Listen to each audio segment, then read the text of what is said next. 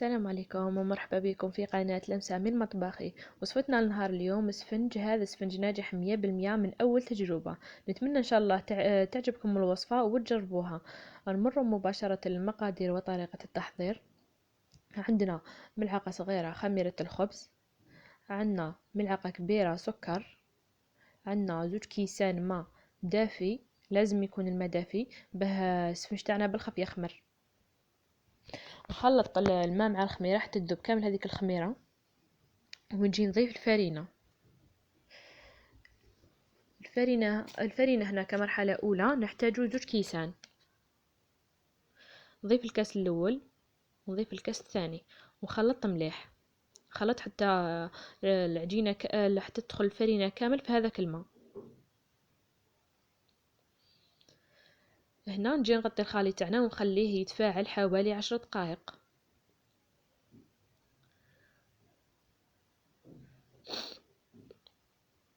هنا بعد مرور حوالي 10 دقائق نلقى الخليط تاعي تفاعل وشكل لنا فقاعات من الفوق وتضاعف الحجم تاعو. نجي نضيف الفرينة وفي نفس الوقت نعجن العجينة تاعي. نضيف الكاس الأول ونعجن.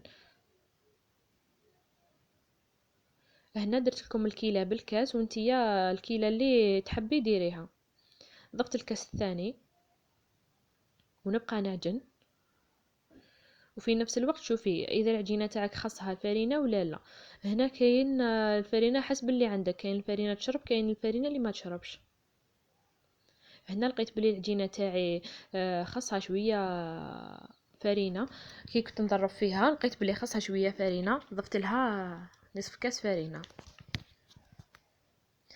هذه المرحله جد مهمه تاع تضربي العجينه تاعك تحت يدك.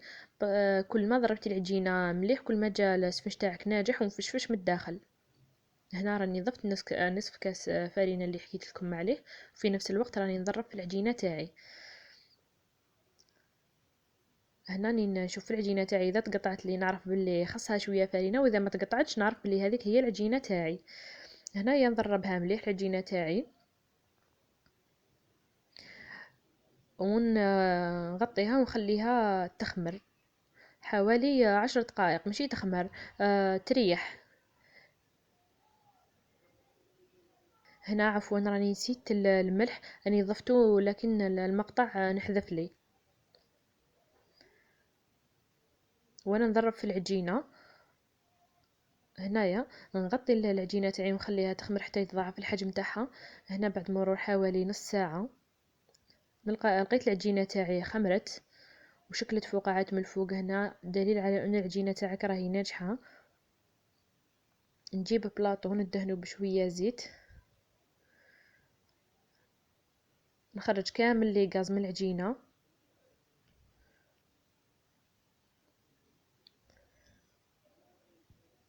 دهني يدك بشوية زيت باش العجينة ما تبقاش تلصق لك في يدك. هنا راهي كما راكم تشوفوا هذه الفقاعات دليل على انه العجينة ناجحة 100%، ان شاء الله تنجح معاكم. نجي نديبولي العجينة تاعي هنا والحجم اللي تحبي ديريه. انا درت حجم متوسط. هنايا قطعت لي العجينة تاعي حوالي 10 حبات بحجم متوسط.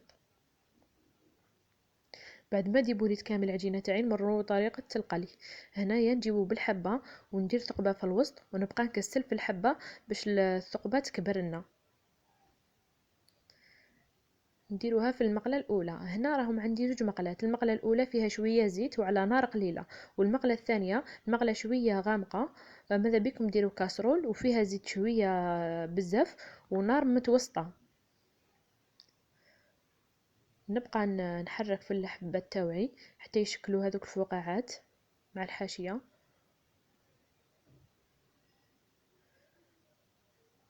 هنا لازم النار تكون قليلة بالحبة تخمر لنا في غرضها، باش طيب لنا في غرضها عفوا. هنايا اني حولتها للمقلة الزاوجة اللي قلت لكم تكون نار شوية متوسطة، ما هي قوية ما هي قليلة، ونبقى نرمي عليها في الزيت. راكم تشوفوا هذوك الفقاعات اللي يتشكلوا. كل ما رميتي عليها الزيت كل ما تشكلت لنا من الفوق هذوك الفقاعات.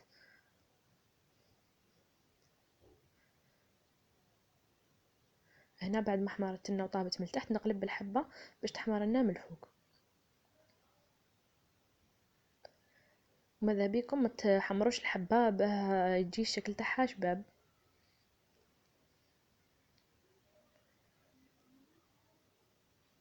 هنا النار تكون ما هي قوية ما هي قليلة، متوسطة.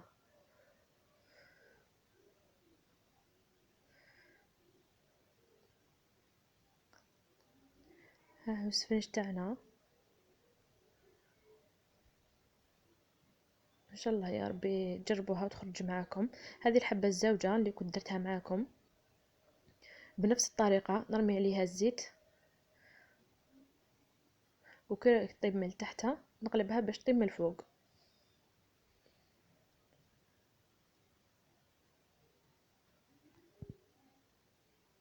هنا نقلبها باش تطيب من الفوق.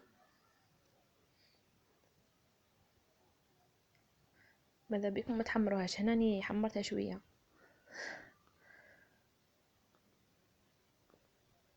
نكمل كامل الحبات بنفس الطريقة ونعاود نرجع لكم في الطبق تاعنا. هنا البنات راني كملت السميش تاعنا، جالله الله مفشفش كما راكم تشوفوا. نتمنى ان شاء الله تعجبكم الوصفة وتجربوها وتنجح معاكم. هنايا نجيب لكم حبة باش تشوفوها عن قرب مليح، جا فارغ من الداخل ومفشفش. نجي نقسم معاكم الحبة باش تشوفوها، جا روعة ما شاء الله. نتمنى ان شاء الله البنات تجربوا الوصفة وتنجح معاكم. واذا عجبتكم الوصفة وجربتوها ماذا بيكم ترجعوا لي في التعليقات وتكتبوا لي تعليق. واذا عجبكم الفيديو ما عليكم غير ديروا لنا جيم وتفعلوا الجرس بيلحقكم كل جديد. دمتم في رعاية الله وحفظه، مع السلامة.